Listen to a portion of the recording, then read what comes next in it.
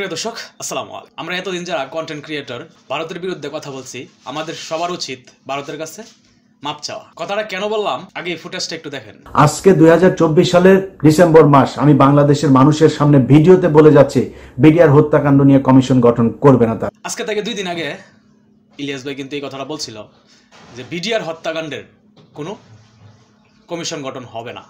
তার মানে আমাদের যে আমরা এই দেশেতে স্বৈরাচার পতন করতে পারছি বা এই দেশেতে স্বৈরাচার সরাইতে পারছি, কিন্তু আমরা দিল্লির দাসত্ব থেকে এখন পর্যন্ত বের হইতে পারি নাই।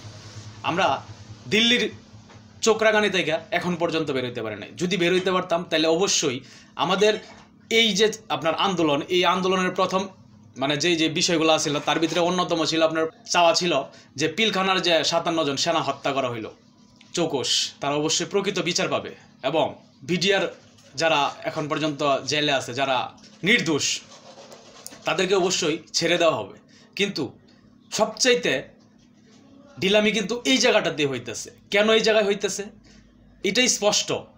স্বৈরাচারের প্রথম ধাপ ছিল এই সেনা সদস্যদেরকে হত্যা করা, ঠিক আছে? সেনা সদস্যদের হত্যা করে কিন্তু সে তার মসনদটা শক্ত করছিল।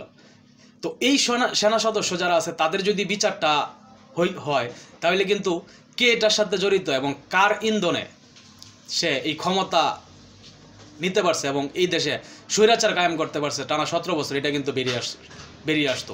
যার ভিতরে আমাদের এই দেশের অনেক দিল্লির দাস, দিল্লির যে গোলাম, তাদের চেহারা কিন্তু এই জাতির কাছে স্পষ্ট হয়ে যেত বা ফুটে উঠতো, কিন্তু সেটা হচ্ছে না। তো এই জন্য আমি বললাম যে আমরা যারা এখনও মানে ভারতের বিরুদ্ধে কথা বলি বা ভারত নিয়ে কথা বলতেছি, ঠিক আছে, ভারতের বিরোধিতা করতেছি, আমাদের উচিত ভারতের কাছে মাপ চাওয়া। কারণ ভারতের আধিপত্য মেনেই আমাদের এই দেশে বসবাস করতে হবে, এটা মোটামুটি স্পষ্ট হয়ে গেছে।